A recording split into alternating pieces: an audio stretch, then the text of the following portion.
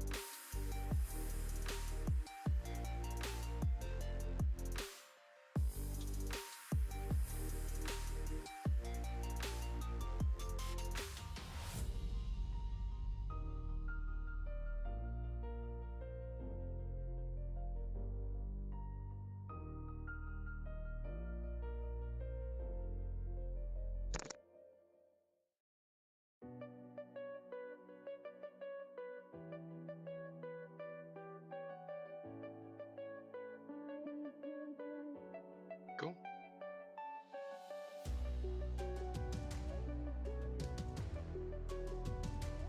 I can't hear the music, obviously, because I haven't muted, but I'm just going to pretend that it's Blink-182 in honor of us singing it the other day.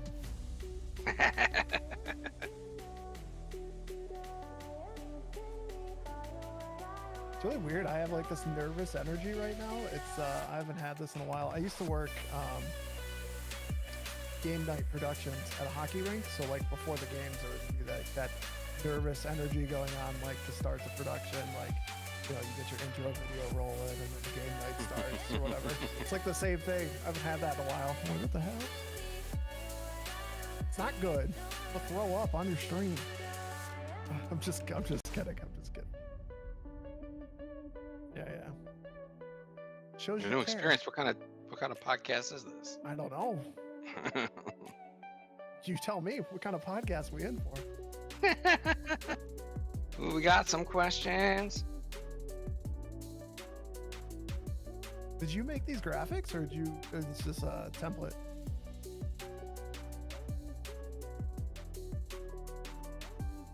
Okay, yeah.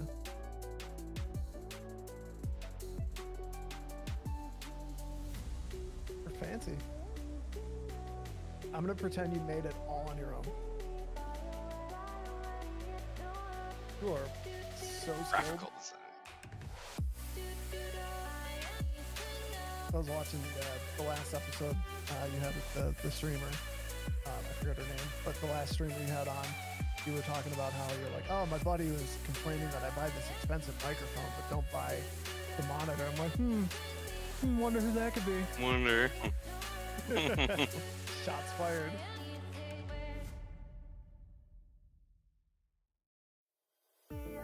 You specifically sent me that, like, just because you're like, here, make sure you get to, 10 minutes and 30 seconds in, whatever it is. Yeah. You can turn it off after that. I don't care.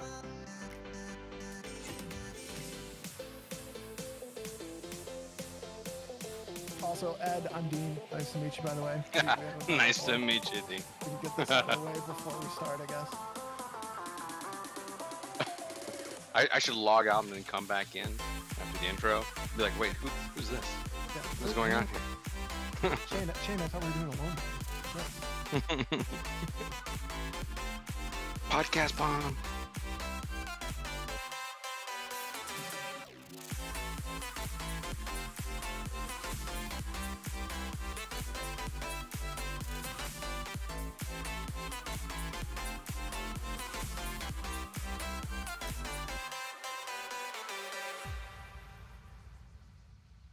I like that I get this pink background. Why not? I don't know if it's pink on yours. Oh, it's blue on yours? I didn't change it, no. It's pink on mine. Yeah, it's pink on mine too. We'll go with blue then. I mean, you're streaming the blue one, right? So.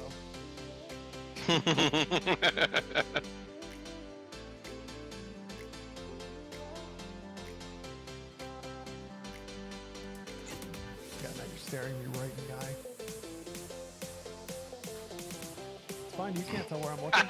Maybe I'm not looking at you. You can't tell.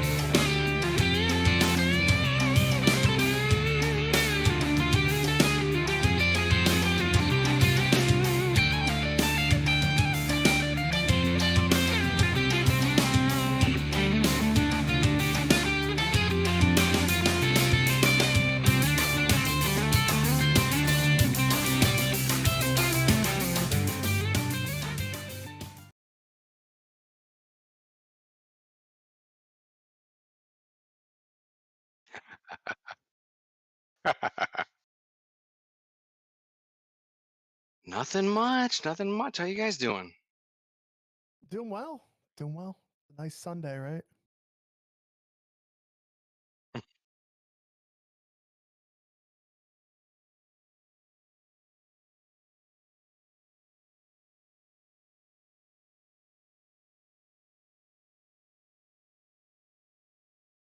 All right, sounds great.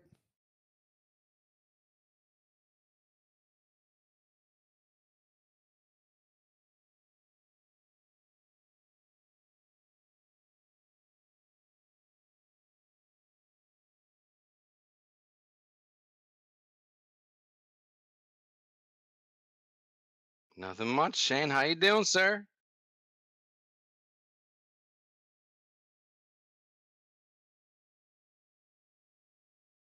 Ooh. That's like getting a Power Ranger at Christmas time when you were a kid. You lucky SOB, you.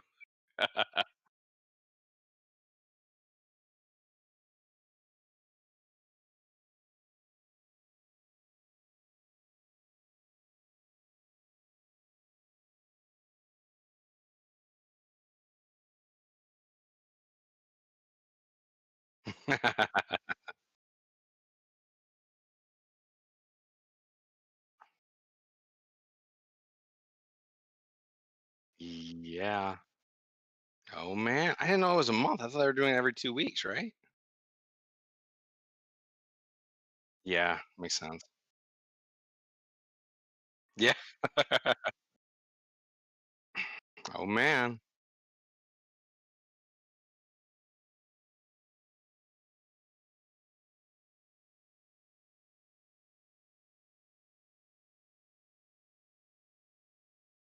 I'm doing well, Shane. Thanks for having me on here. Appreciate you both inviting me on. Thanks for having me.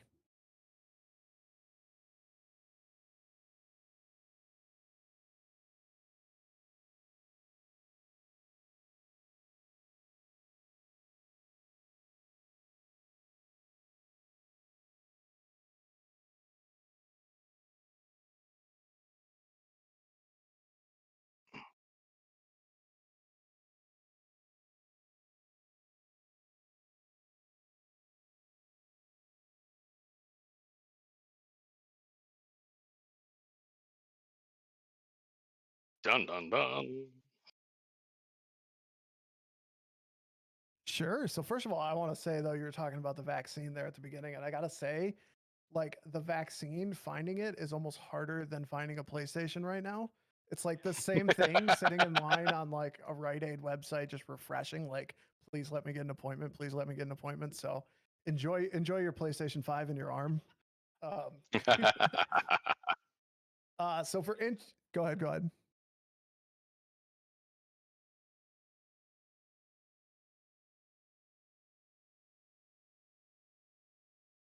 Hmm. Right.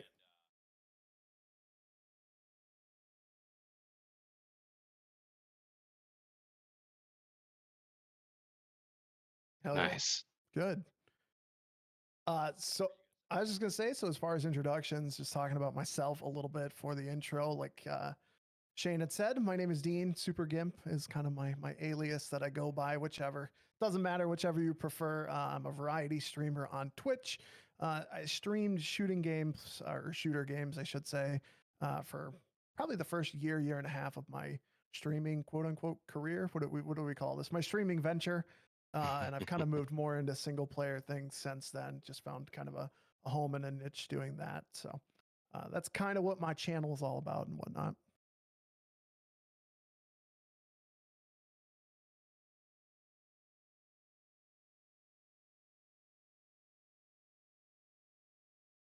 Thank you. Thank you.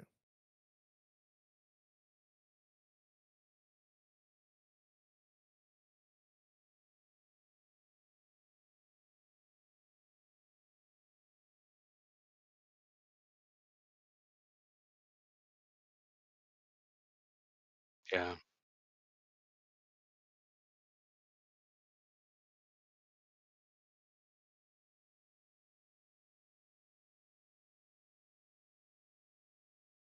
Thank you. I appreciate that a lot, actually. It means a lot because it's something that I've worked on quite a bit. I mean, I've been streaming for 3 years now, off and on, but 3 years now or so. So it definitely has not always looked or sounded that good, but it's a process. So I appreciate that.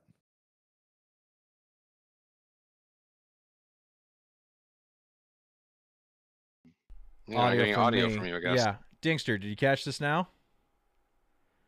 I was muted. Thank you Oof. for being there. Luckily I'm recording, so Yeah. you'll I got my backup. So thanks, dude. Woo. Woo! That Like he was said, close. you know, small streamers, we're still figuring it out, right? Yeah. First time ever, you You know. still there's always some kind of technical difficulty in there. It's never not. Yep. Always Right. something. So, but appreciate Dingster for letting us know. So, let's go ahead. Let's take a look at what we've got here. You mentioned already kind of started here. Like, when did you start streaming? You said like 3 years off and on. What made you decide to jump into it?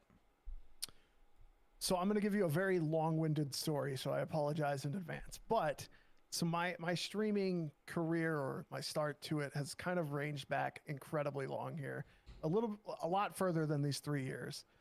Um, so actually, I kind of heard, it's kind of funny. I heard you talking in the last stream about how you've been married for 12 years. You had to take some time off for your anniversary, which congratulations, by the way. Thank you. Um, I have been in the video game content creation game for probably about as long as you've been married.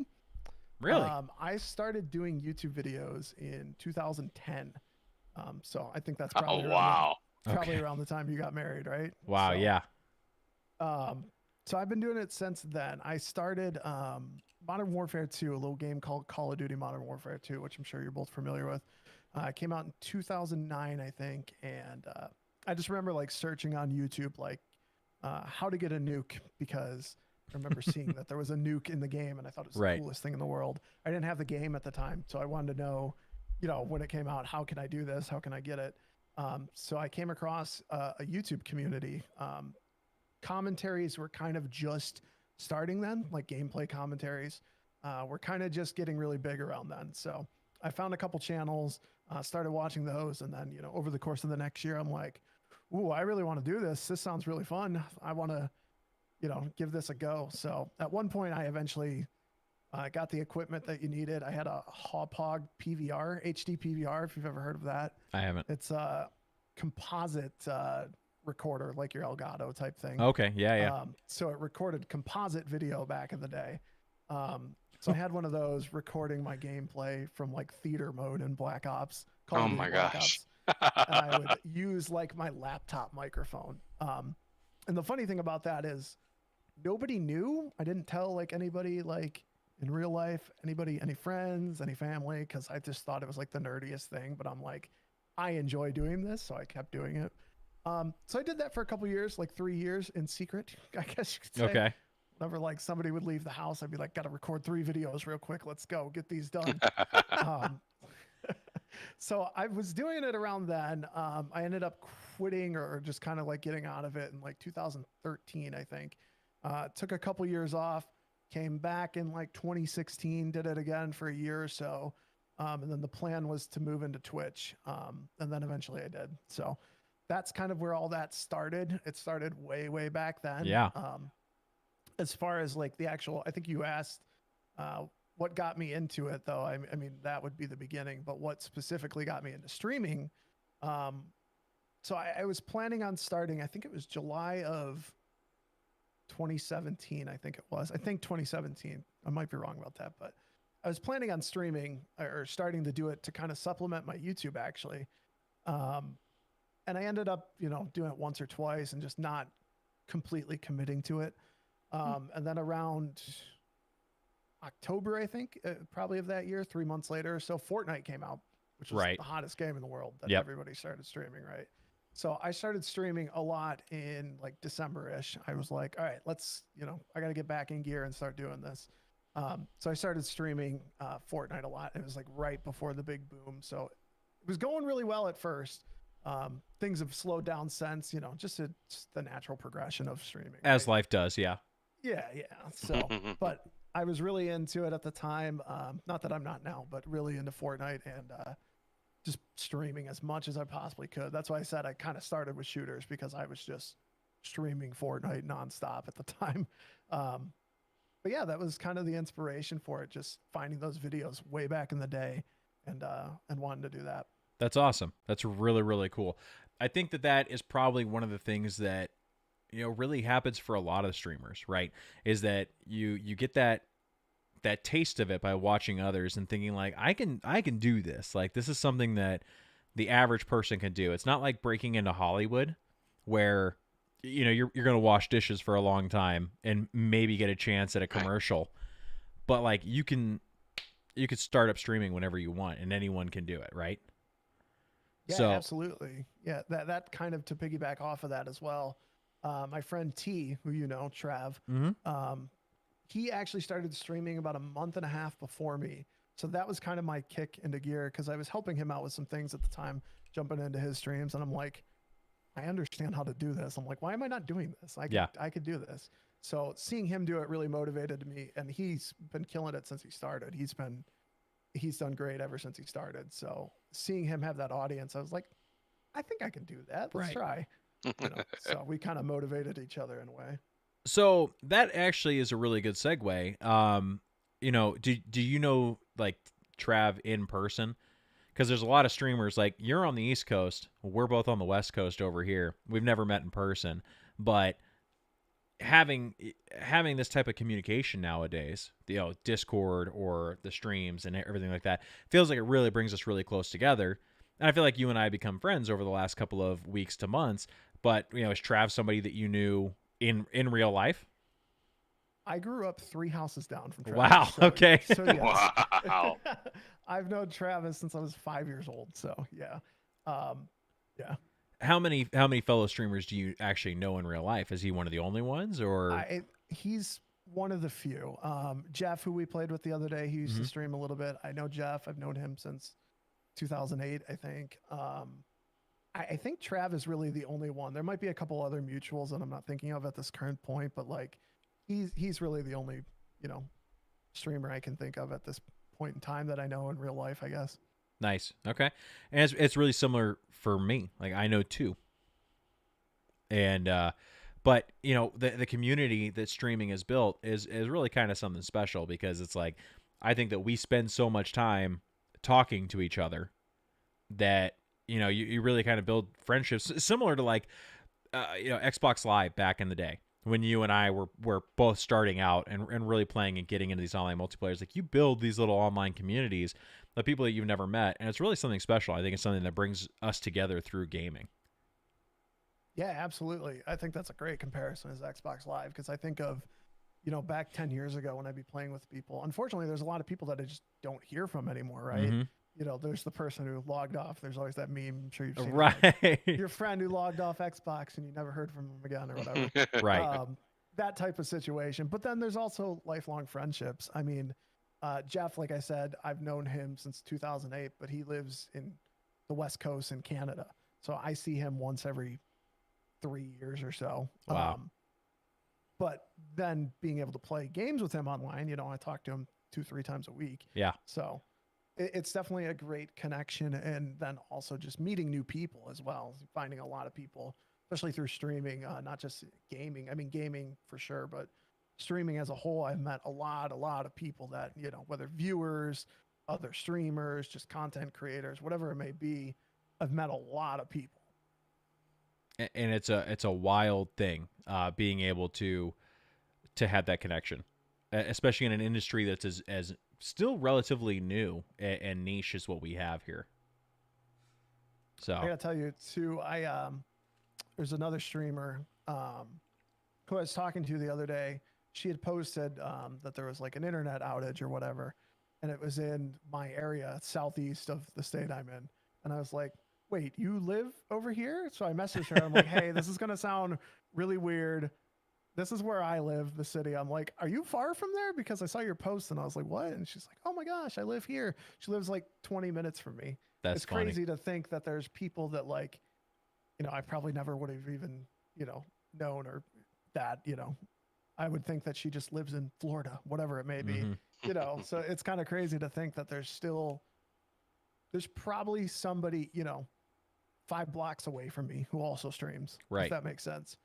It's definitely like, it's becoming a bigger thing for people to do, and a more, I don't know if socially acceptable is the right word, because it never was not like socially acceptable, but It's not like I said, 10 years ago, I didn't tell people because it was nerdy. Now, if I'm like, yeah, I stream for fun, people will be like, okay, cool. Oh yeah. I like watching so-and-so. Yeah, exactly. Yeah. Yep. Do you ever drive through neighborhoods and like see windows that are lit up with like purple or blue or red behind them? Yeah, there's a house that's like it's like 6 or 7 houses down from me, and they've got that type of like purple lighting, and I'm always like, they just like chilling? Are they streaming? What's going on here? Right. It's one of two things. Like, are you Netflix and chilling, or are you on Warzone right now?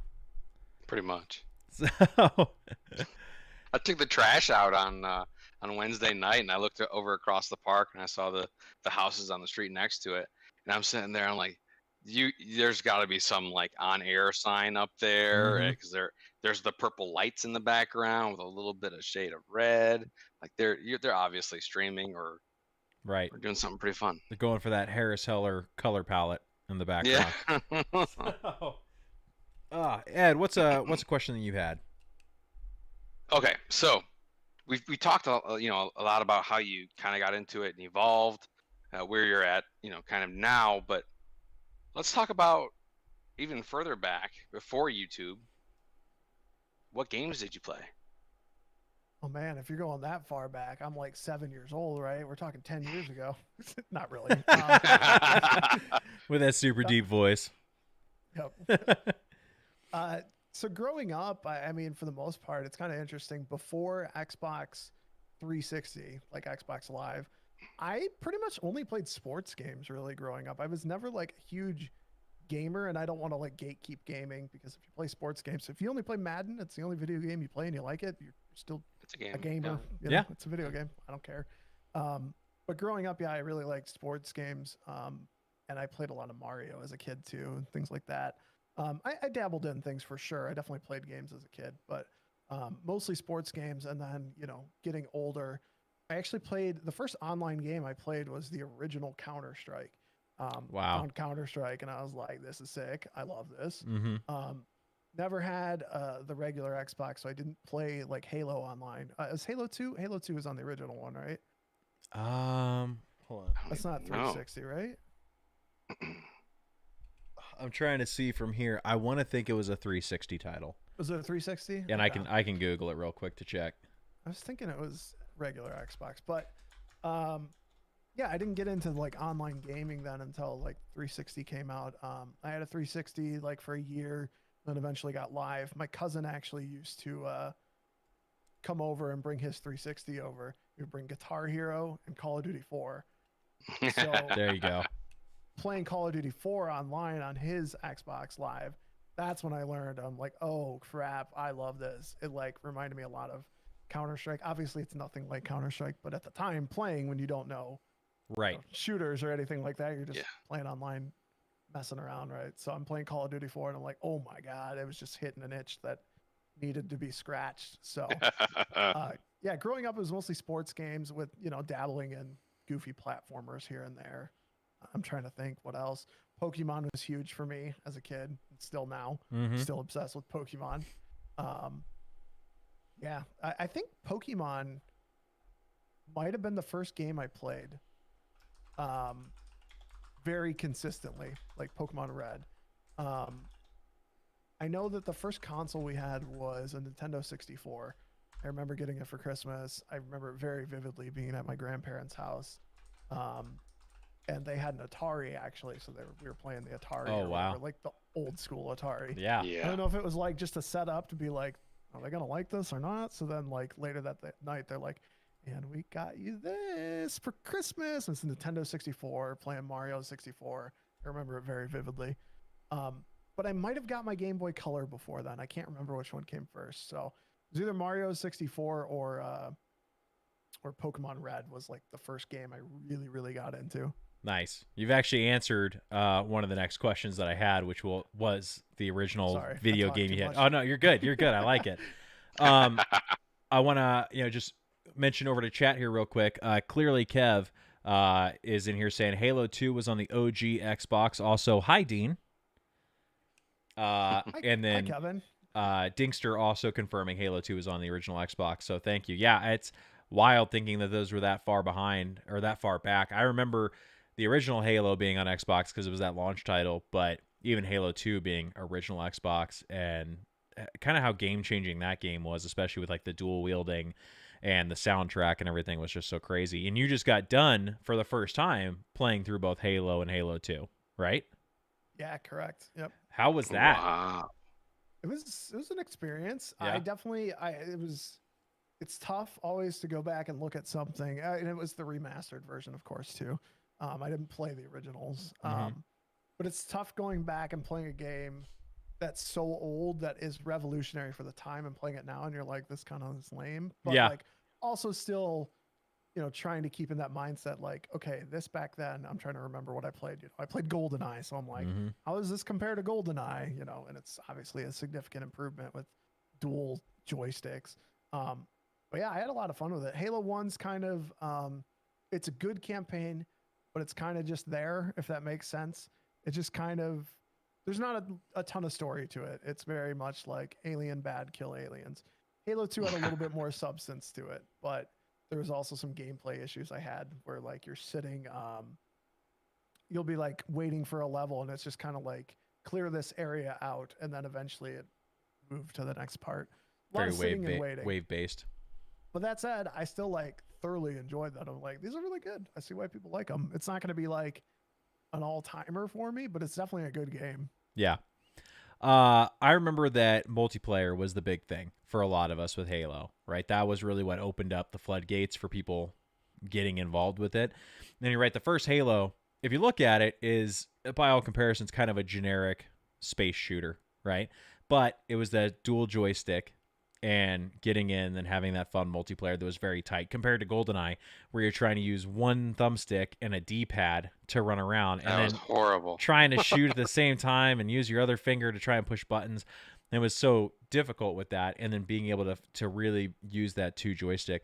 And then you're right. I think they realized, like, oh shit, like we actually have something really good here with Halo. Why don't we expand upon that? And all of a sudden, Halo 2 came out and improved in basically every capacity. And it's just one of those things that, for me, having originally played it, it's one of those games that sticks with me forever, right? Like, I will always and forever love Halo because I have those memories. Am I going to go back and play them? Probably not. But I remember how much I loved it when I played it. And that's what I think is important about gaming a lot. That's what I was saying too.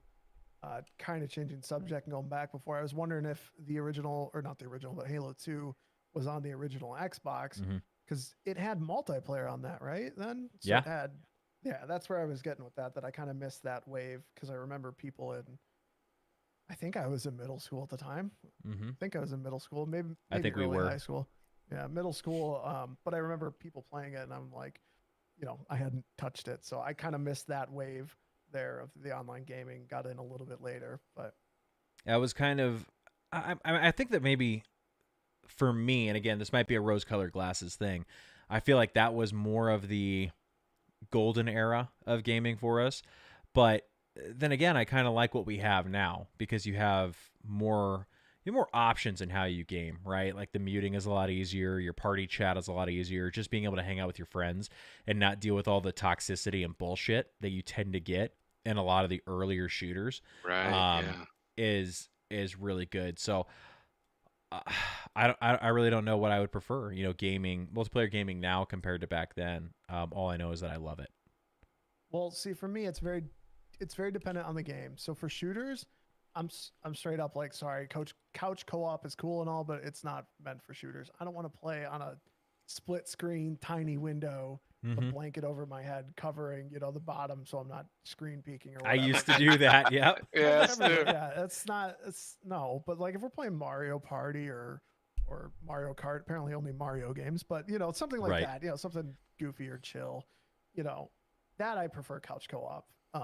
Even like I've played zombies before, Call of Duty Zombies, co-op, like, sit next to each other. That's kind of fun.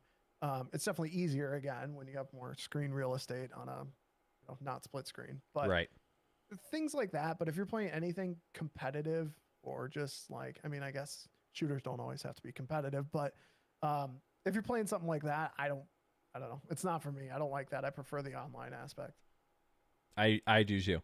I like it a lot. I like playing with others. So that's actually going to end up being a question later for us, but we'll get back into it. So, one of the things I wanted to ask is, you've got almost 500 followers on Twitter right now, almost the same amount of followers on Twitch. What are you doing, in your time since getting on the platform that has helped you build that online community and that viewership?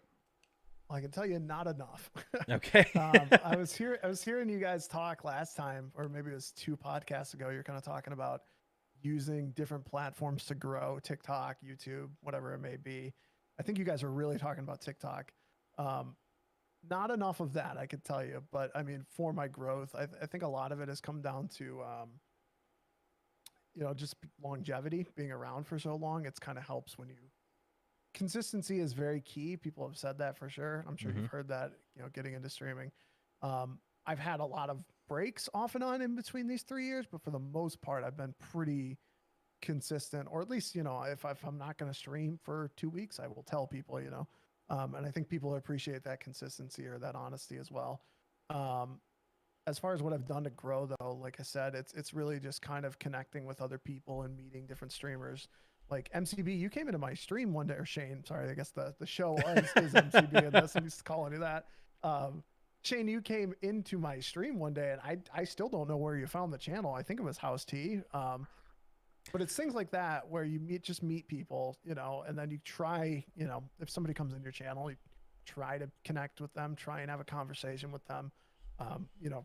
My mindset has always been, I mean, I think the most viewers I've had in my channel before is 70 or something like that. and the lowest obviously being 1 or 0, whatever it may be. But it's just treating the chat, treating the people who are taking the time out of their day to watch you the same way, no matter whether you have that 70 or 1 viewer. I agree. You want to know what's funny is that you probably have to have the stream up to see this, but I'm going to show it to chat.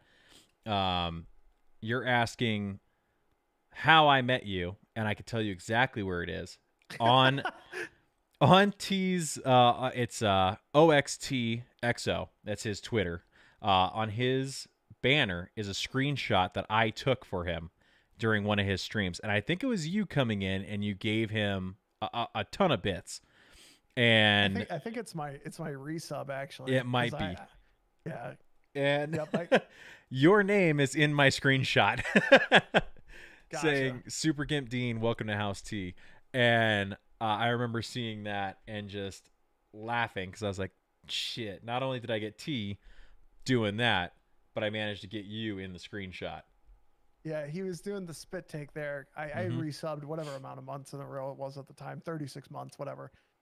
I've been subbed to him since he started, since the first day he got affiliate. So I just keep, every now and then, or whenever he streams, I'll, hit my resub and it'll be like, oh my God, So I do remember that vividly. That's awesome. That's how you found me. Interesting. Yeah, that's pretty. I thought pretty it was through T. I just didn't know in what capacity. Yep, it was that stream. Awesome. By supporting another streamer. Isn't that crazy? Just subbed him. Just sub to people for 36 months if you want people to find you. Right. Take out a small business loan now. Yeah. Well, I have a question for you, Dean. So you were talking about how you've been doing this, as this has been going on over time, off and on. You've been taking little breaks from, one of the things that I always struggle with is work-life balance and just getting away from the computer. How important is taking a break from streaming for you? It can be pretty huge. I've definitely, a lot of my breaks have been, things going on in my life, whether I'm, in a bad state of mind or just need a break or just don't feel like playing games, The big thing, obviously, people are watching on the stream right now see that I'm not on camera. For me, at least, is like that can be exhausting for me at times. I'm not like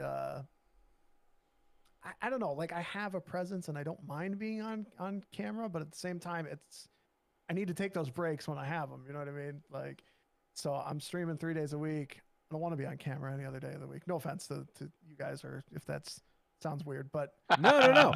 And that's why it's a good understand. question. That's why it's a really good question, because you're right. It's being a personality can take a lot out of you. At the end of the day, for me, Ed, this isn't a career. It's not what I'm doing to make my income. So I can't put it before myself if I need to take time. I think that's the best way I can put it. If you need to take time for yourself, you have to take it, because at the end of the day, this is not, what's making you live, if that makes sense. I don't know, but it's not your living, and it's not, it's a passion. It's not your life. So at the end of the day, you just got to take breaks sometimes. Nah, I completely agree. And you see people on Twitter all the time that are saying that. They're like, man, I'm really burnt out and stuff, and I just don't know if I can do it. And it's hard for me to push the button. And it's like, why? Like, let's not let it get that far, right? Normalize taking breaks. You take vacations from work. Exactly. Don't make streaming be work unless you're, like you said, getting fucking paid for it. And even then, if you're getting paid for it, you still have the right to take vacations, right?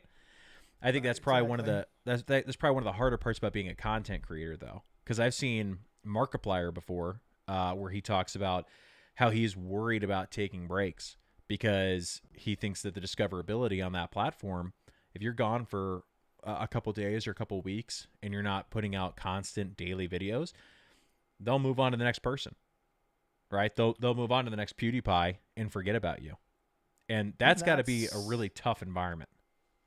That's the catch-22 with what we were talking about earlier about how this isn't like Hollywood. So there is so many different options that you can and will move on from. You're going to have a streamer that you enjoy watching that you're not going to watch them anymore. You're going to find somebody else you enjoy because, unfortunately, maybe they took a break or they disappeared for a little bit. But, depending on the size of your channel and what it means to you, I guess, or I don't know if that's the right phrasing, but, yeah, just depending on where you're at in your streaming career, that kind of dictates on what time you're going to take off, I guess, or how you're going to do it. But yeah, definitely discoverability and just, I know I've heard before from like Tim the Tap Man. He's like, I got to go for a vacation for the weekend. So there goes 20,000 subs. Yeah. Because it's a very, what have you done for me lately? So people are not going to sub to you if you're not there, right? I mean, you can't get eyes on you if you're not there. Yeah. And that's it. And that's a stressful environment, right? Like having it feel like you're at that mercy of the viewer. But it's the nature of the game, right? It's like, are you having the 9 to 5 job that stresses you out because you got someone breathing down your neck? Or are you having the streamer job where you're stressing out because people want to be breathing down your neck and watching you do what you're doing? So it's an interesting way of it. Button Mashers in chat says that's the unfortunate truth of streaming. Yeah, it's just it's part of the game, I guess you could say. So interesting. What's one thing you wish you had known when you began streaming? That's a tough question. I think that I was prepared for it in that I knew that it was more work than it seems, because I think a lot of non-streamers look at it and say, oh, it's not that hard. You're just playing video games, putting a camera in front of your face. I would say probably is not worry about your quality as much, ironically, because you're saying that I have great quality at the beginning and I appreciate that. But like, you need good quality audio more than you need quality video. That is the more important thing. That's something I learned in school. Actually, I went to school for filmmaking, actually, and that's the one thing I learned is that people will watch something with good audio with bad visuals, but they will not watch something with bad audio and good visuals for the most part. There's exceptions, artsy exceptions, of course, but if you sound like shit, people are not going to watch you. So I think I've always had decent sounding audio, but if I would have known sooner, I would have invested in that a little bit sooner to make that sound better.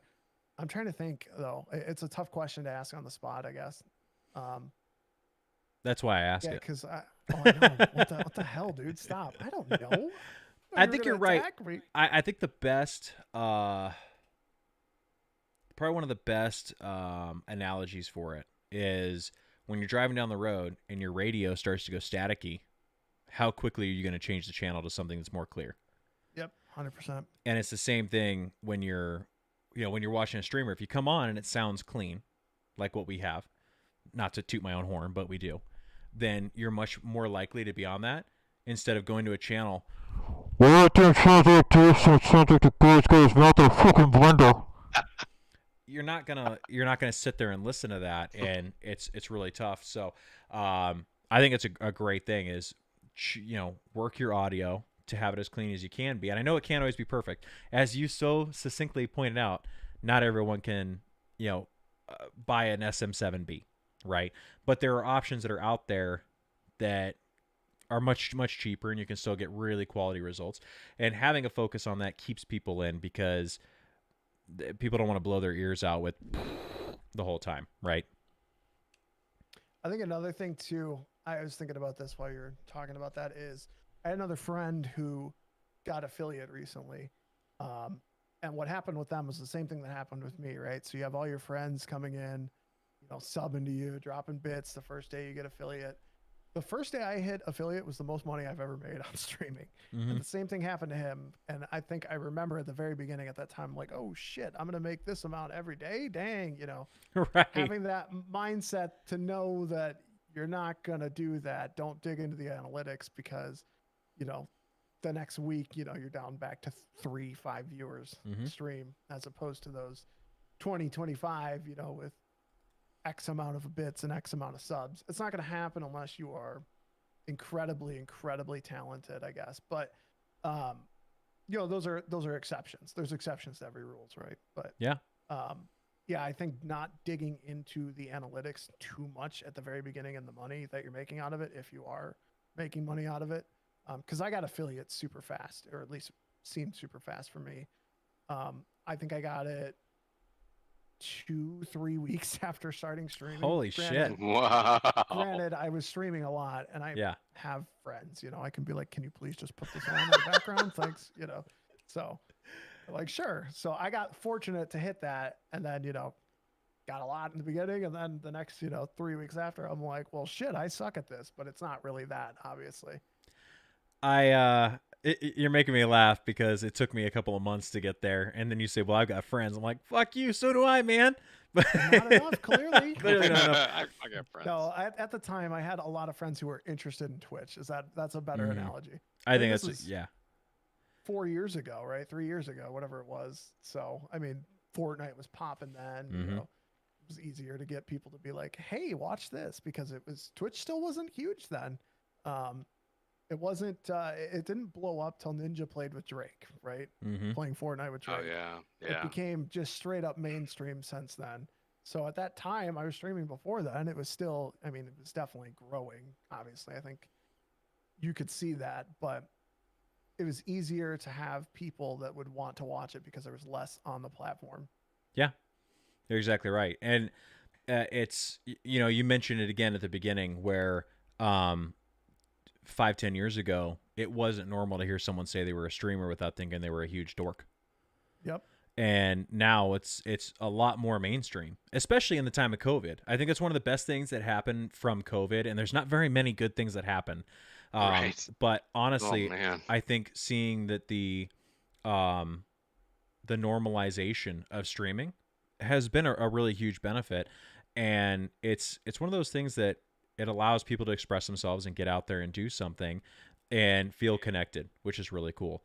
I got a shout out to chat again. So Ghosty says, "You hear that from everyone though about the viewer counts. If you focus only on the numbers, it's going to destroy you." I completely agree. And then Button Masher says, "I turn the viewer count off when I stream to help keep myself from obsessing over the numbers." And I love that. I hear it quite a bit, and I honestly, for me personally, I think that it's a really, really good piece of advice, especially for newer streamers, because it did used to crush me, especially in the beginning. And like you said, Dean, that very first day of affiliate, I made some money, and I've never made that amount of money since then. And it was still, every time I'd get in, I would check and look at those numbers and be like, okay, I'm going to make that kind of money today. And I wasn't, and I'm looking at viewer counts that are lower, and it's like, well, shit, what am I doing? And then I try to start remembering, like, I got into streaming to have fun, not to just make money. I came in to have fun and have other people have fun with me. That's why my viewer count is off right now. I was actually surprised to get in and check the dashboard and see that we were at double digits there on the viewer count just a minute ago. And it's like, hey, that's an awesome surprise. Thank you all for being here and listening, and we appreciate it. So Ed, what have you got for the next question? Yeah, so Dean, you talked. We were talking about your past and how you started off doing the multiplayer Call of Duty and whatnot, and you've moved more toward the single player mode. What do you like streaming? I mean, what games are you currently streaming right now that you like the most, or that you tend to favor personally for you, not as a streamer? Talking about those numbers and the subscribers that you guys were just talking about. So if we're talking strictly like if I'm just having the most fun, I still have the most fun in terms of not even streaming, just playing video games, playing online shooters. Warzone right now. Fortnite kind of sucks right now, unfortunately. But I enjoyed Fortnite so much in the beginning streaming. Those games. But as far as like streaming, I actually really do enjoy playing the single player games. What I've kind of done with my channel is I built this niche, or this brand of, it's me trying to complete my backlog. But the thing is, the backlog that I have is essentially infinite because there's so many games that I want to play. Right. There's new games that always come out. So I'm always having something to play. What I find is it's a lot easier to focus. You can pause a game, right? And talk to somebody in chat if somebody's in there wanting to have a conversation with you, or you can play off things that are happening in the game. I find it more easy to do that. Whereas in an online game, I'm like, I don't want to say that I'm like a serious person like in online shooters, but I like winning and I like doing good. Agreed. If I'm playing like shit, I don't feel good about the stream or how I'm playing. It brings the mood down. So then I get in that mindset where it's harder to stream because I'm frustrated with myself. or with the game, whatever it may be. And then obviously I'm focused, so it's harder to talk with chat. So I prefer streaming single player games at this point. And that's kind of why I actually moved to that. But I'll tell you, when I was streaming Fortnite at its peak and, had friends playing with me every day or one person or even just doing solos, that was the most fun I've ever had streaming. And that was what got me so interested in it. Interesting. That's awesome. I like it a lot. So, like you said, the backlog is huge for you because there's so many that you want.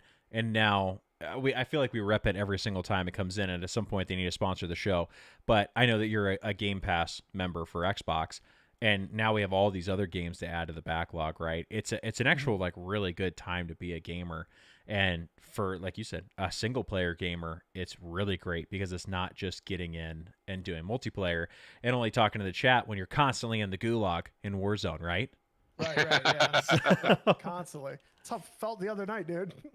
Oh, you and I played the other night, and that's how I can go one night and be getting 6-8 kills a game, and then that night it was like 0-1 every single game. I'm just like, fuck! Like, can we have something go right? And those are tough streams when you're getting in that situation where you're like, can something go right so I can put on a show?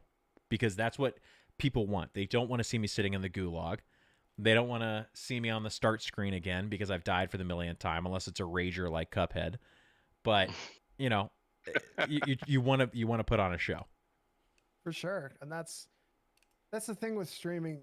Another thing, just kind of going back and where you said it is, it's not like Hollywood where it's, it's limited in who can do it. But the issue is it is limited in who's going to be extremely successful because it takes so much in terms of, I kind of relate it to being a rock star. You have to be extremely talented at something and you have to be a little bit lucky, right? But with gaming, when you're playing, you have to either be really good or you have to be really freaking entertaining. So if you're in the gulag, every 5 seconds and you're frustrated and then you feel like you can't perform, as you said, or, carry the stream in terms of your personality, that's when you're at your lowest for sure. Yeah, I definitely agree with that. Because of that, if you're not the best player in the world, you got to be entertaining. And then it's difficult when you get in those moments. I agree. Yeah. You've got to be able to have that personality, right? And be able to consistently be on because you're trying to deliver a product at all times. And it's one of the harder parts of streaming. For sure. So we're going to do a little switcheroo over here, and we're going to do our desert island question that you may have seen in last week's episode. Assuming that you had all the stuff that you needed to be able to operate the equipment, right? What is the one game you would take with you if you were stranded on a desert island? I'm thinking about this. Give me 1 second. Okay. Naturally, I want to pick my favorite game of all time, right? But I don't know if it's the right answer.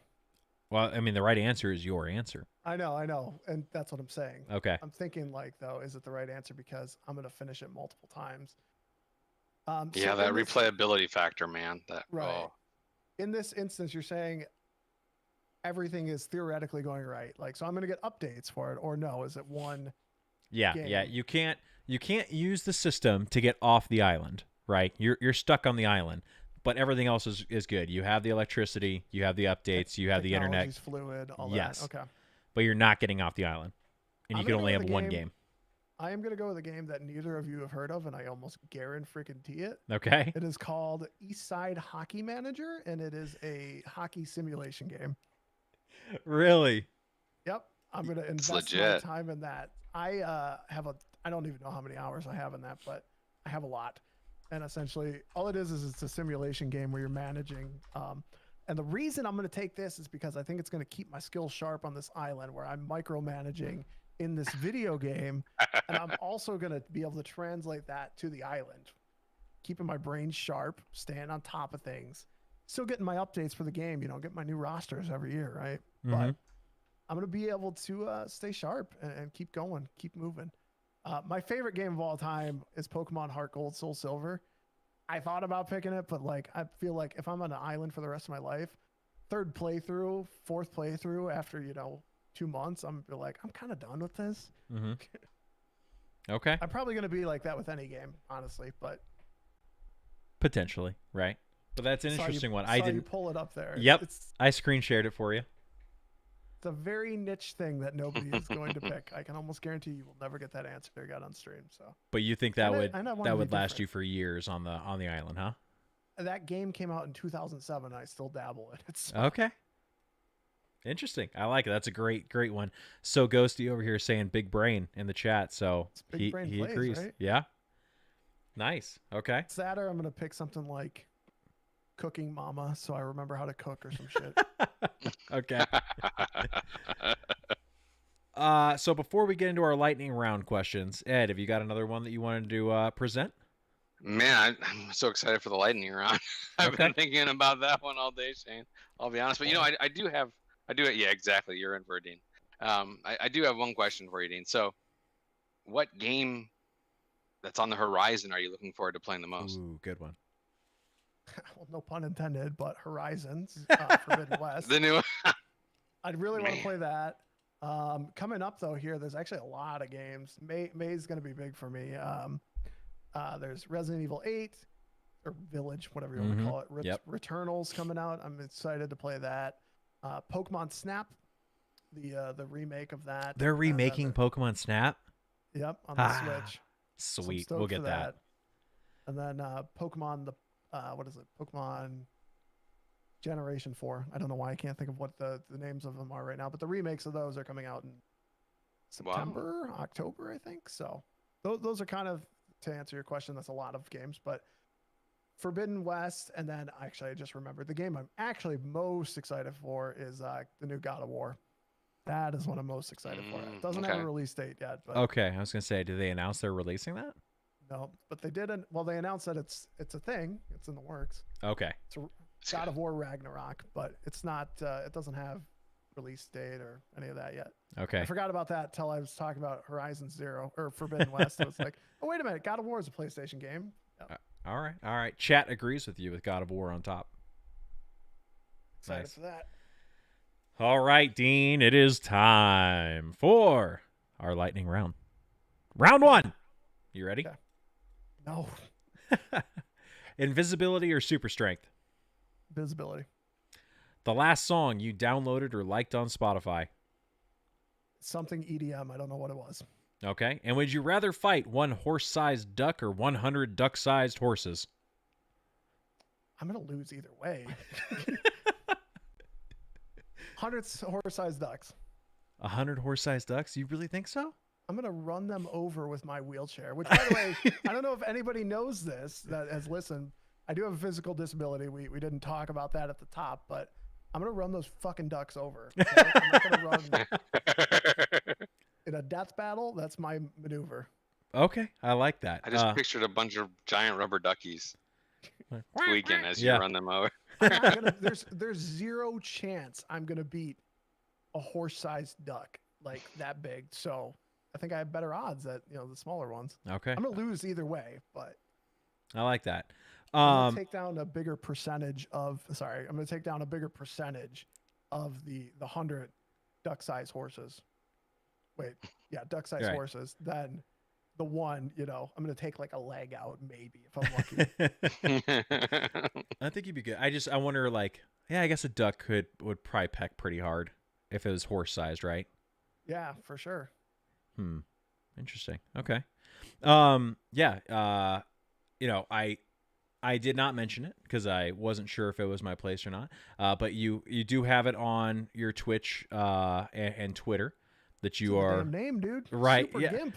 Right. And I wasn't sure if you wanted to bring that up, but before I continue on with my lightning round, I always wanted to know how has gaming helped you out with working through the disability? I would say it's definitely given me something to do.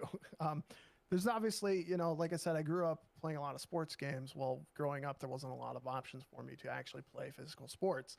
So being able to get into that definitely gave me an outlet, I guess. And then definitely as games have become more normalized in terms of online games, it's something that I'm not great at, but I'm good at in terms of online games. So being able to play those with friends and be better than them at something where they're going Mhm. to succeed at something else that I'm not going to. So it's given me that type of thing to help. And then obviously just, maintaining friendships and stuff. But I think that goes further than the disability. That's just life, right? All of us here just being able to communicate with people and see our friends and not see, but hang out with our friends in some capacity. But it definitely helps with both aspects. I agree. Absolutely. And I do have to say, I don't think you're giving yourself enough credit because I've watched more than enough of your streams to say that, you're saying that you're maybe not that good at it, and that's a fucking lie. Because I've watched your movement. I said I'm good. Yeah. I said I'm good. I'm just not great.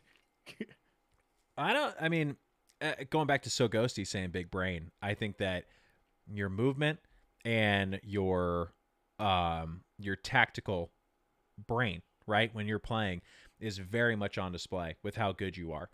Because especially in Warzone and Cold War, I mean, you're better than a lot of keyboard players I've seen when it comes to movement.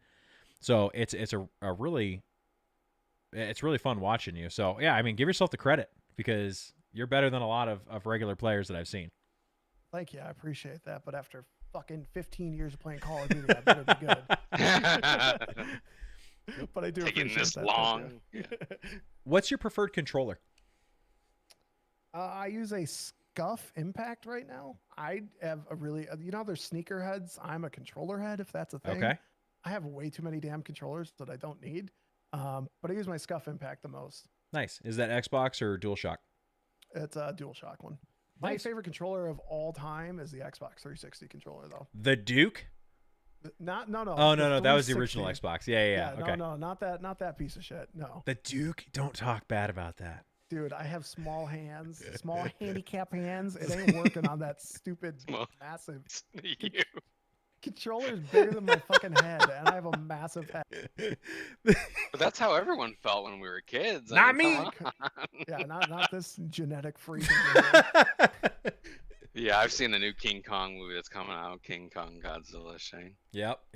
So, all right, round 2. Single player or multiplayer? Multiplayer. Pizza or burgers? Burgers. Favorite Twitch streamer? Tim Tapman. Okay, there we go. I like that. Tim is great. I watch him daily. I don't get to watch a lot of Twitch anymore, unfortunately, but I do watch his YouTube highlight videos, which it's basically a Twitch stream, right? It is. It's just not live. So I watch him and Nick Merckx all the time now. I like them a lot. I got a question for you. Although chat, by the way, is very angry that you like pizza over burgers. It's Jarek, so ghosty. I know him. Don't you worry. So Tim and Nick, as far as streaming go, are pretty similar in personality, right? What's your take on Cloaksy? I remember when Cloak joined. He joined a game with. It might have been Ninja and Tim. I don't remember who he was playing with. Of Fortnite, 2 years ago or whatever. And I was like, this guy's so dumb, but like in a funny way. And he reminded me of. He's just like a goofball. I don't know. He's fine. He's cool. I don't watch his YouTube videos, and I don't think I would. I've tried to watch his streams before, and if Cloak, you happen to see this or hear the stream for whatever reason, I have no issues with it. It's not my cup of tea. Yeah, but he's funny. He's an extra element that adds into it, and he's freaking good. I mean, he's really good. I think that's probably the hardest part. Is like, I like watching his gameplay because I know he's good, but he's like you said, not my cup of tea. Right? I prefer Tim and Nick's style over Cloak, just constantly being mad and saying that everyone is worse than him when he's dying to them.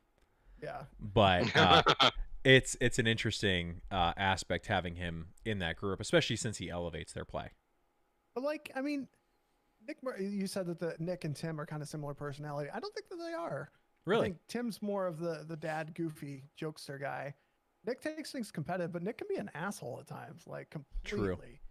But some people like that and find it funny, right? Mm-hmm. I don't have an issue with it. There's definitely been times where I'm watching, I'm like, damn, he's kind of mean, but he owns up to it at least. He knows who he is. Right. So. I think that's. I don't think that I think they work well with each other, but I don't think that they're the same type of creator or type of humor. But I think they work well with each other. That's fair. I can get down with that. I think that I think that their personalities are perfect for each other. You know, Yeah, they're exactly. they're that couple that really works together, and when they're split apart, you really notice it. I doubt it because you're not into Fortnite, right? You never were. No, I Did you don't. ever I'll watch the streams every once in a while, but I never played it. I remember actually the very first time they played together, they played Fortnite together. It was like a big deal at the time. They did not click very well at first. Because Really? Tim didn't know that Nick's just an asshole. So Okay. they did not mesh very well at first. I'll see if I can find the video. It's pretty old, but there's a YouTube video of it somewhere. Okay. I'll send you it. It was interesting. You'll probably see a huge difference now, but Interesting. I'd like to see that and see how that relationship develops.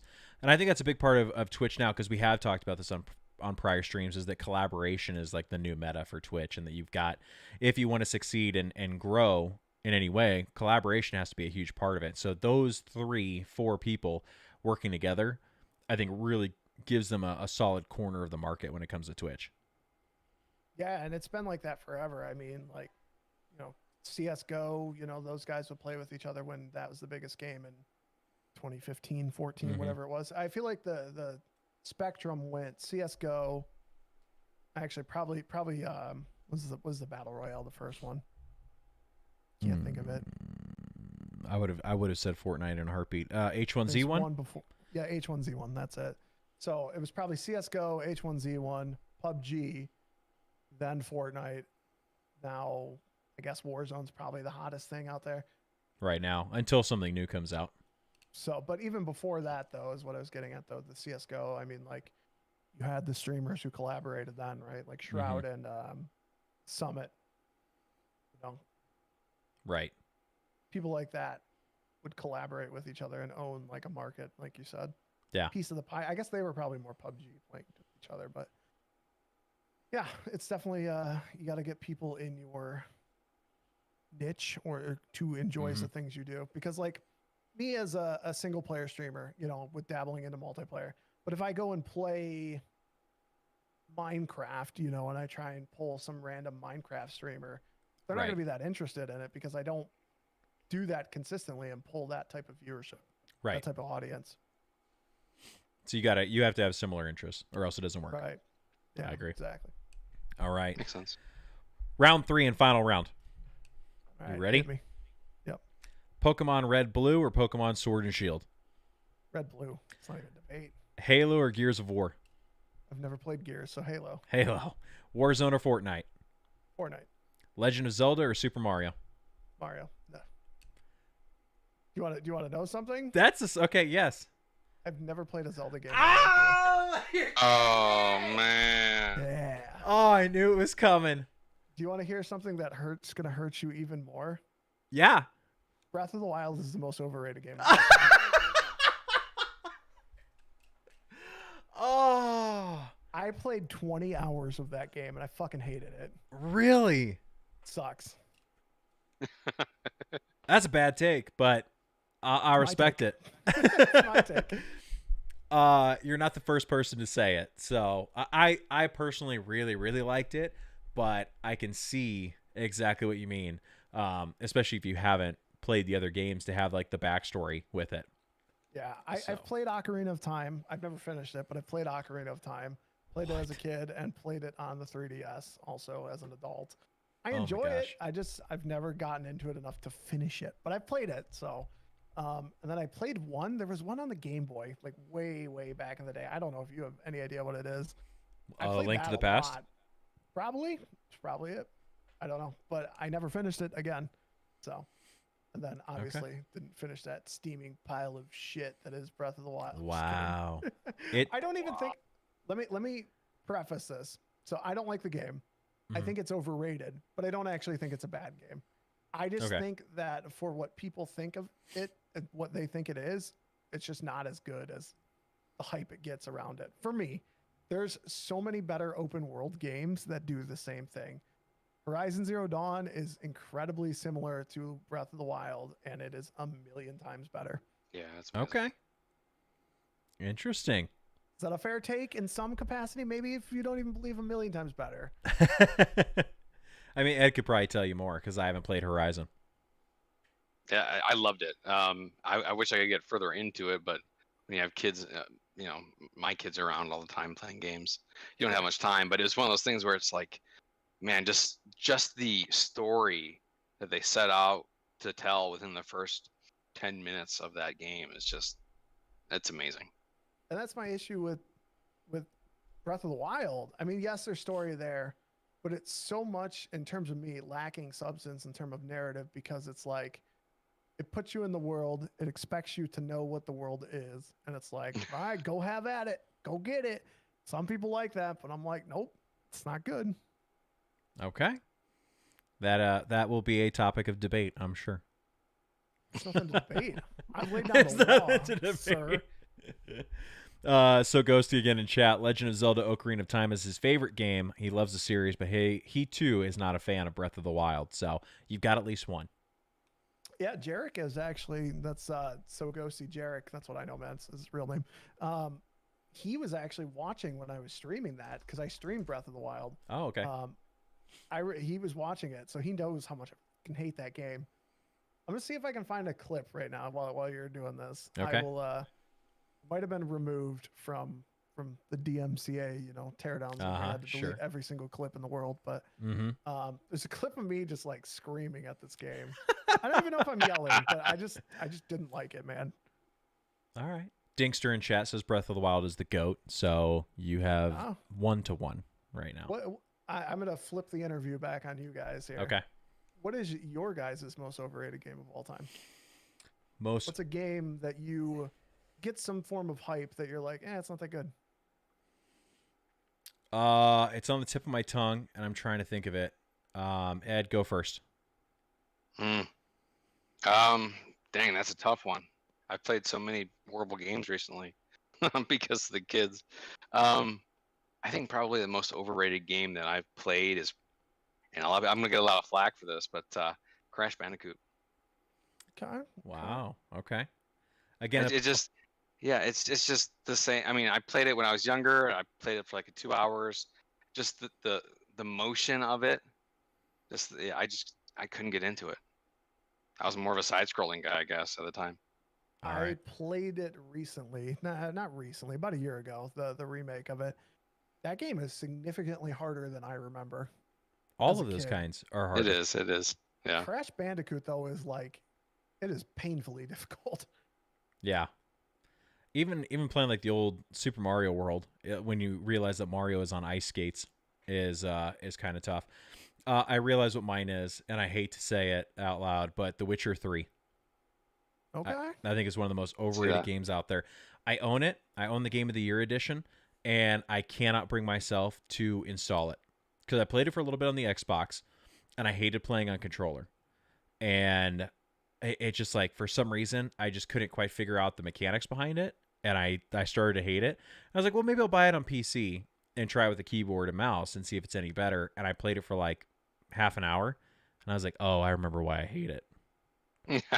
So that's interesting. I feel like I need to get into it more and try to push through a little bit to learn it, but I just can't. It's just one of those games. Yeah, I played that probably like a year and a half ago. Tried to start playing it. I didn't get into it, but I was like playing it. I'm like, okay, I see why people enjoy this. Mm-hmm. So a little bit different of a take, I guess. I don't. All right, okay. I can't argue with it because I don't like love it, but I'm not like interesting take. Yeah, so I have another game. There's two games that I consistently get shit for disliking. The other one that I really think is not good is Red Dead Redemption 2. I haven't played it, but I want to, but I have heard similar things. So that one is just, what happened with that? Because that was supposed to be the second coming. It takes 10 hours to get into the story, so it's not good. Okay. I notoriously preach this, and I will continue to do this for the rest of my life. If a game takes 10 hours to get good, if you tell me, oh, it gets really good at the 10, 12-hour mark, it's not fucking good. It's not good. If it takes that long to be quality, then it's not quality. Yeah. Because if you have 10 hours of bullshit that's, not good, then it's, it's just really dry. It's not my type of game, and that dictates, my opinion of it in the first place, which is fine. So, I mean, what I like might be, something that Ed loves, right? So, it's my opinion or my style of game that dictates why I dislike it. But also, I just think it's very dry and very. People say it has such a great story, but I was 10 hours in. I'm like, where's the story? Yeah. I'm just like, I'm hunting a rabbit over here. Okay. Tell me when it gets good. Could play Hunting Simulator 2020 and have the same feel. Right. It wouldn't look as good, but it's the same game. We got a couple of good ones in chat. No Man's Sky. No Man's Sky is an interesting one because at the beginning, I think you're right. The hype was incredible for it, and it was a busted ass game. But then they've worked for 3 to 4 years improving it with consistent updates, and now No Man's Sky looks nothing like what was originally released for the most part. So that's we just got it downloaded. Haven't played it yet, but between that and Outer Worlds, man, it's a whole lot of spacing over here in our house. Yeah, it takes a lot. Oh, but hey guys, I definitely appreciate your time. I gotta get going. I've got kids that are running around Screaming the house around, yeah. right now. They heard Dad talking about video games, so Yeah, they're like, come that on, means Dad, it's time let's to. go. Awesome, But Ed. hey, it was awesome, guys. Thank you so much. You take care and have a great day. See you, bud. You All too. right, good meeting you. You too. Let's see what else we got. Let's see. Cyberpunk. So, Dean, you might be able to say a little bit to this because I think you played it. So have Ghosty not. said, "Oh, you haven't." No. Oh, okay. Then I must have just watched Dr. Disrespect play it. Let's see. I don't want to do the show non-video. He'll back out here soon. But yeah, Cyberpunk was saying that it was super overrated. Not even because of the bugs. I just don't think it was great overall, which I can see that. Still think it was good, but just overhyped as expected. And I think that's a big thing is that there was a ton of hype coming in for it, right? And that set a bad precedence for it.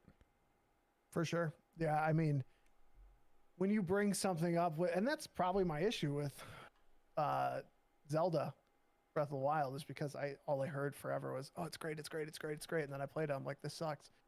If you bring something up so much, it's inevitably not going to reach the hype. But also, it didn't help for Cyberpunk that it was pretty much just a PC game at this point, right? Like, it sucks on console. It's a steaming pile of shit on console. Mm-hmm. So you're already making a certain market hate it.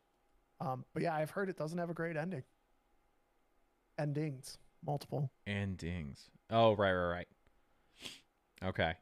That makes a lot of sense, honestly. Let me move Ed out of here real quick so I can change this. And while I've got that, it looks like you put it in here. You put the chat, man. You managed to find that really quickly. I was digging, man. Okay. All right. Let me back this up. Really old clip. We're gonna watch this chat. Where's my audio? Oh, okay. Hold on a second. Dean, you can't talk during this. Yep, I'll mute myself. Don't worry. Okay. Let me turn this back up.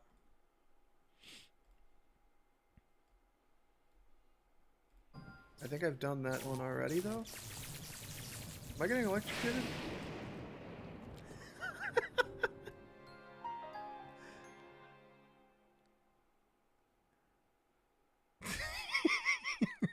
Dean, you're so mad, dude. I don't even know what to say. This game hates me right now. Fucking A, man. That's an old I clip, think dude. I've done that one already, though. Oh my gosh. All right, where am I Am I at? getting electrocuted? All right, let me turn this back down. Just let me know when you're good. I got it muted over here. All right, good. I'm good. All right. That's awesome. Ooh, it says audio encoding not functioning. Am I muted? Don't worry about it. Okay. Is it recording in that? I think so, and if it doesn't, I can still pull it straight out of the Okay. out of the video itself through the VOD. So we'll be good there. Okay. Let me increase that all the way. There we go. Yeah, that is an old clip. And obviously your background and everything has changed a lot since then. So that is literally, that's the room I'm actually in. Really? Yeah, same room. Yeah, I have a green screen. Not sure. I'm sure you know that, right? But You showed me because you Yeah. disappeared one stream. I was like, so that's the room I'm actually still in. But yeah, just green screen it out, and that's kind of a similar thing where you're saying like production design looks so good. It's just Mhm. making do with what you have. A lot Yeah. of people think that like, if you're streaming in your bedroom that you're gonna have to have your bed in the background, right? Well, you don't have to. You mm-hmm. can decorate it in some sort of way. Green screen works. I like it. And for you, I mean, it gives such a professional feel for your stream. Like you have this whole. It looks like you got $10,000 worth of setup behind you, and it's great. So, I like it. I probably do in front of me. Not really, but it is. I do have I've spent too much money, more money than I should have. I'll say that. I think Haven't we all? have. Yeah. Yeah. The return on investment, I don't know if has been great in terms of money, but in terms of enjoyment, we're good. I agree. Chat also said, and this one I really agree with, and actually I probably think should have been the answer that I gave. Personally, I don't like Minecraft that much, and everyone loves Minecraft. And we're too old for Minecraft. I'm just gonna keep it real with you. I don't understand it. I bought it on the Switch because I was like, okay, I could try and get into this, and I got in, and I was like, what am I doing? I don't understand the crafting system. I don't understand the gameplay. I don't understand any of it. So I played Minecraft like literally when it first released, like open beta, whatever. So I played that long time ago. Mm-hmm. And I was like, at the time, I'm like, yeah, this is cool, whatever. I play Minecraft a very specific way that nobody else does, though. I know that they don't. I play in, like, I'll start a world up, right? And I will play in easy or survive or non-survival, whatever it's called, Mm-hmm. where there's no zombies. So instead of going to creative mode, though, I'm still like bound to the world and whatever it gives me. Because like you can play in creative mode. I think it's called creative mode, whatever it is. Mm-hmm. Free play mode or whatever, where you can just like be like, okay, I want 600 blocks here and this and that. So I still have to go farming for things and whatnot, but it's just my way of playing it. But as far as the game, I agree with you. I like playing it from time to time, but it's not like, I don't know how it blew up to be the cultural phenomenon it was, but I think it's an age thing for us. I think we're too old to understand that. Yeah, which is kind of a first, I feel like, for me. That's when you start to know that you're growing up, when you're like, oh fuck. I mean, it's not like the SpongeBob game. Like, it's a game that anyone should probably be able to play, and you're just like, I might be too old for it. So Yep. Yeah, chat saying the game throws you out there expecting you to know what to do. And yeah, I completely agree. Like, it expects you to have the wiki pulled up, I feel like. And you just don't find survival games in general very satisfying to play. That's fair. So Same. 100%. All right, so I'm not going to keep you too much longer. I really appreciate you coming on the show, though. It's been a really great conversation. So my last big question is, who were one or two streamers that have been the most influential to you in the streamer community? So the first one that comes to mind is T, like we've talked about before. He unfortunately doesn't stream as much as he used to. He's kind of working into a new career right now. He's always been, support system back and forth, me and him both. We both started around the same time. We've known each other a while. And to clarify, we weren't like best friends growing up or anything. Neighbors, we knew each other. Still good friends, but not like best friends. But we've definitely grown into better friends since this has come around. So seeing him and his success has always motivated me. Oh shit, what a time to join in, he says. There's T. I hate you, T. I'm just kidding. But no, he is the one person that I think of right away that motivates me. I don't know what the word. I sound like I'm in love with the guy, but aren't we all? What was the word you used? What was the question? Not motivate, but what would you say? Who's been the most influential to you? Influential. That's what it was. Yes, I've definitely been influenced by T and bounced back and forth with him. I'm trying to think of somebody else my size that has really motivated me, but I know I'm gonna miss somebody. But T, my size, has been the person. But the person actually that I was watching other than T at the time, where I wanted to stream. Oh, we talk size. Sorry, I'm reading a chat. But, Yeah. Mr. Grims, have you ever heard of him? I have not. Mr. Grims is a really big streamer, actually. he was like the OG best at Fortnite. So when he was streaming, I was like, oh shit, I want to be as good as him and I want to be as interactive as Trav. So those two were probably the two that motivated me in the beginning. As far as now, motivation for me really comes from myself. I have to motivate myself because at the end of the day, it's my brand and my channel, and that's how I feel. Because I don't want to put myself in comparison to MCB, for example. You know, I don't want to put myself in comparison to somebody. I have to motivate myself to be my own brand and my own channel. That's kind of my answer, I think. I like it a lot. And T, great to see you talking size in the chat. So. Yeah, I'm gonna get off his nuts now. And thank you to all of our chatters here on the Twitch channel today. Really appreciate the communication and the involvement. It's always great talking with the community in these podcasts. And you'll be able to hear, you know, your contribution in here on the Spotify. If you ever miss an episode and you're not here, you know, you're gonna start hearing this in the Spotify episode when the podcast, you know, drops online. So make sure if you got Spotify on your phone or on your computer, go and search for Man Cave Broadcast real quick. Go ahead and give the show a follow. We really do appreciate it. And you know, talking about connection and where to reach you, Dean, where can our listeners and viewers connect with you online? Sure. So my Twitch channel will be twitch.tv/SuperGimpDean. It's also my Twitter handle @SuperGimpDean. Those are the two best places to get with me. From there, you can find any other interesting links or places to find me, except my address. I'm not going to give you that. Sorry. But going from there, you can definitely find me and interact. I stream every Tuesday, Wednesday, and Thursday around 8 p.m. Central Time. Not Central, Eastern Time. I don't know why I said Central. Eastern Time. I don't know my own time zone. 8 p.m. Eastern Time. So you can find me there, hang out with me, check out the channel if you want. It's always a good time. I always enjoy watching. I try to catch pretty much every stream that you do, and I always have a blast. So I want to thank you again for the conversation and for being on in short notice.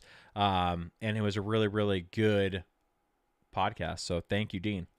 Absolutely. Thanks for having me. Appreciate it. Absolutely. So wrapping it up for the night, I want to, again, thank the listeners and the viewers. It's always great having you. You can follow the show, twitch.tv/ManCaveBroadcast. I'm on all the socials, pretty much as Man Cave Broadcast, besides Twitter, which you can find us at MCaveBroadcast. But yeah, Facebook, Instagram, Twitter, and Twitch are the big ones to find us. You can also follow the show on YouTube. And we tend to co-stream between Twitch and YouTube. So if you ever want to find it, ever want to get those notifications, it's there. And most importantly, you can find the podcast there on Spotify. So again, thank you so much. Really do appreciate everyone for being here and listening. You guys are great. I am Shane Murphy. This is the Man Cave Broadcast. We'll see you next time. Good night.